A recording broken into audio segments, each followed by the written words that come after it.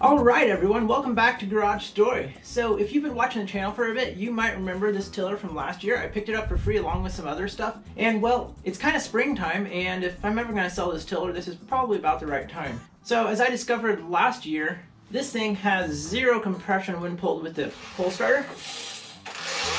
Almost nothing. And I can see the flywheel under here spinning over. So that's not a good sign. Now the previous owner said something about it being winterized or something, or trying to winterize it, and then it just didn't work after that. So let's see if we can find out today if this thing is toast, if this thing needs some work that's doable, or if this thing's actually pretty fine, just something really minor. So I don't really plan to put a ton of work into this thing. If it's on major, this thing's probably just gonna go for scrap or see if someone wants it. Let's get into it. All right, so you can see the top of the flywheel cover in there. A pull starter, that spins around nicely. So let's see if we can find the spark plug. Here's the spark plug. So oftentimes on machines like this, your stop is gonna ground out your spark plug. I don't see that up in this section right here. I haven't worked on a ton of machines like this. Basically, how does a machine turn off when you want to turn it off?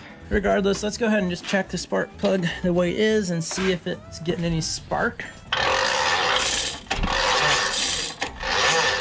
Not getting any spark there, so that is on stop. Let's go ahead and pull it to fast start, see if that gets spark. Ow. I was grounding out onto this throttle cable here, so let's try this. Yeah, so it is sparking there. That is a good sign. So why does it have zero compression? Next thing is going to be to probably take out the spark plug and see if the piston is even cycling at all.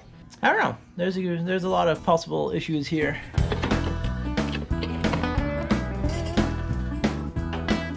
Okay, so now I'm gonna see if I can see in here and see if I can see the piston cycling.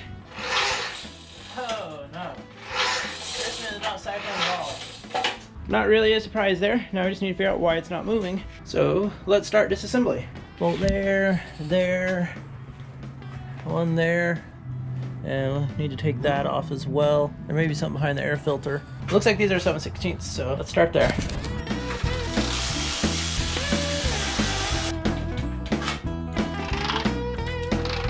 The flywheel appears to be on the crankshaft just fine, at least up here. And the piston's not moving when rotating. It's just spinning around freely.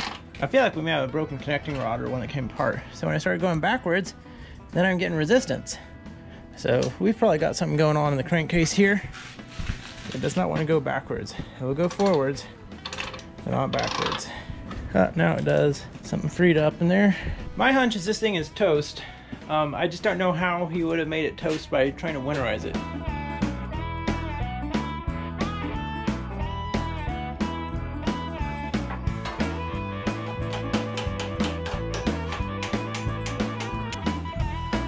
The flywheel looks like it is keyed to the shaft correctly, so I don't think that key is sheared. So I think we're going to be finding an issue in the bottom end here, so to speak. How do I split this case on here?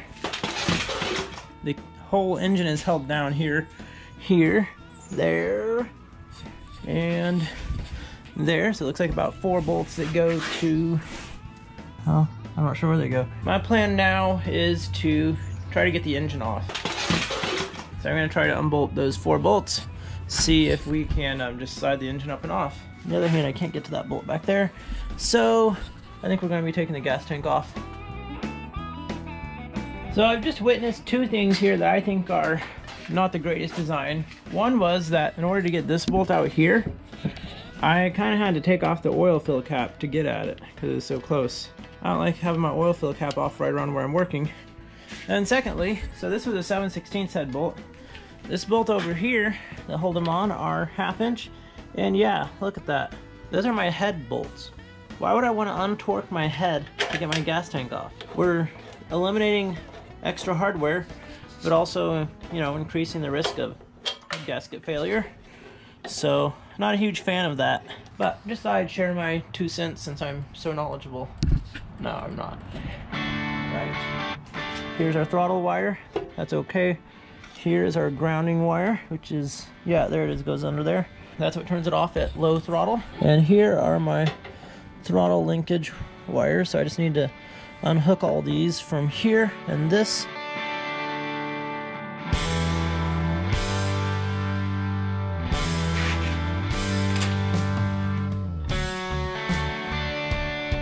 Of course, these are not studs in here that are held in place. They are bolts that want to spin, so I'm gonna have to hold them on the opposite end, which I can't get to yet, so we're gonna have to get to them, which is under here somewhere. This shroud does not look like it has a great way to come off. This one does, and then I can reach up underneath because this is open on the bottom here.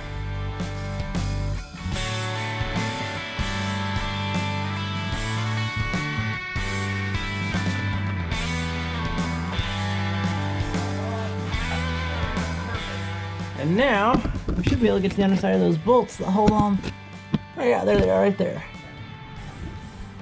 Yep, that is spinning that one right there.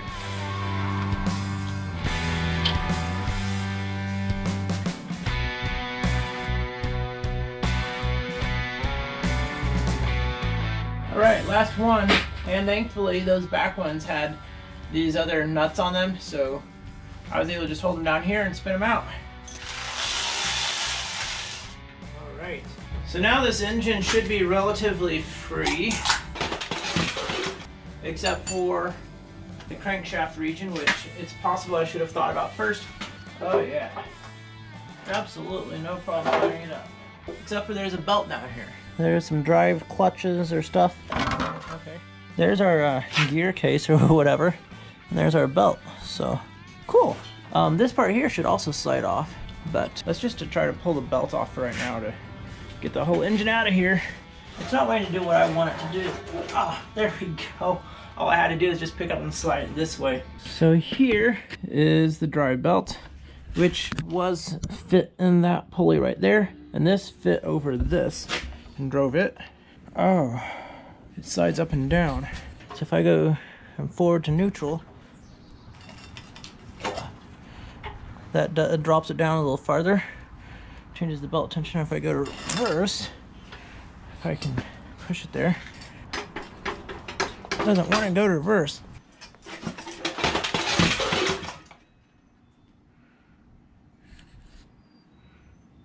Whoops.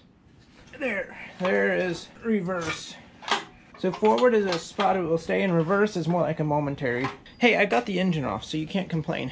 Let's get this engine in a good spot to crack the case. It always adds a little excitement when you drop something big and heavy on the floor. So now we have the engine completely free.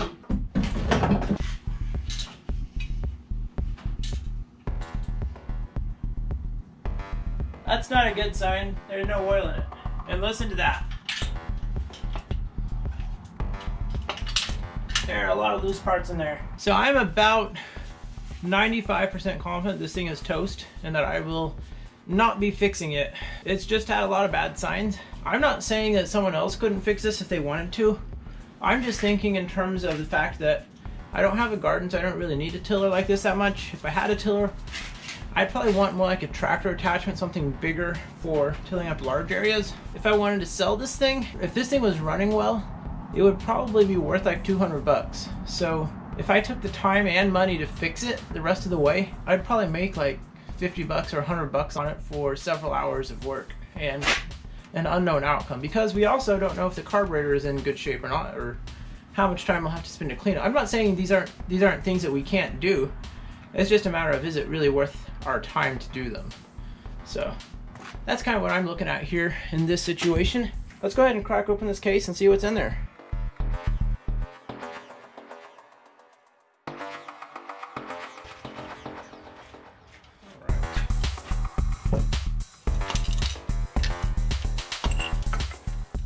Yeah, there's something going on in there. See how tight these are? Not too tight.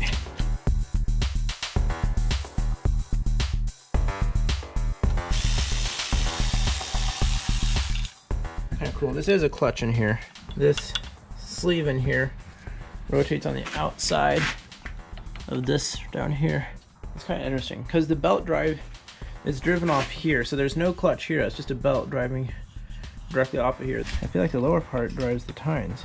So as this comes up, it can engage in the bottom of here, driving it one way, and as it pulls out, the belt maybe drives the opposite direction. So maybe it's belt driven one direction and more direct drive the other direction.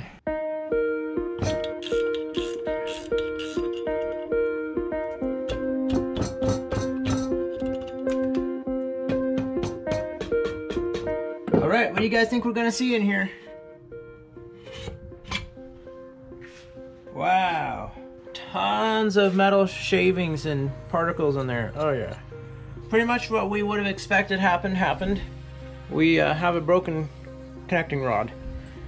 That seems to be typically the reason a piston does not go up and down. So our crankshaft is probably fine. Oh, it's got some aluminum on there. Yeah, the connecting rod does not look super pretty, but aluminum is softer than steel, so it could possibly be cleaned off of there. And yeah, you can see the broken connecting rod right in there. There she be, all broken.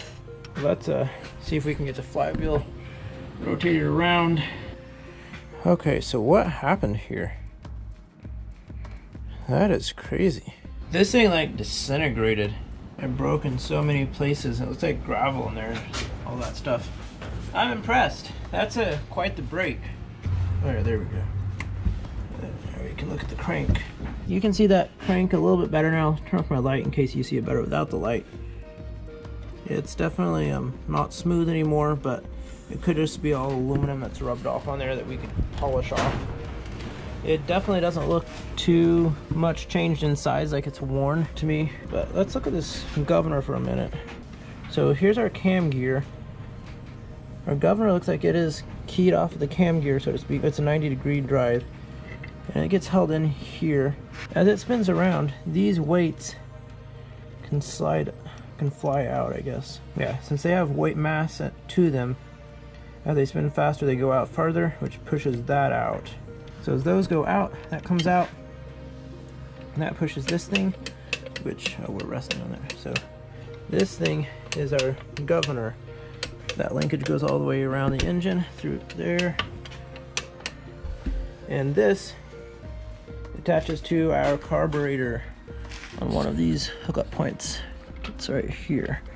Yeah, that's how the governor works. As the engine speeds up or slows down, it kicks in. And yeah, it should be as the engine slows down, it tries to increase throttle. And it slows down under load, it'll increase to the throttle set point. It'll try to hit that throttle set point. If I had noticed this right here before, that would have also told me probably a broken connecting rod. It was not a surprise at all with all the noise going on in there and the piston not moving and no resistance really. Just lots of telltale signs, but you don't really know exactly what happened until you open it up. And yeah, this thing is totally demolished. I think this engine would run again with a new connecting rod, except for now you do have this leak point on the side here, which you could JB weld that if you wanted to. So it came around and smacked it on the inside there. You can kind of see that damage. Yep. Alright everyone, so that pretty much wraps it up for this tiller video.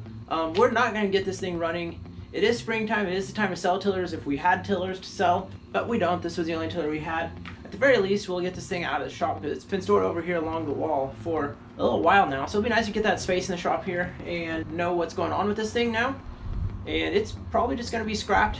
Yes, it could be fixed. I think the crack on the case would make me less likely to want to fix it, but ultimately I just don't think it's worth my time to fix it. So this is going to become scrap metal unless I end up posting it up for free or trying to sell it for really cheap or something like that. And anyway, I learned some things along the way and hopefully you guys did as well. This one's a loss. We'll keep moving on to the next project. You guys stay safe, keep making stories, and we'll catch you on the next one.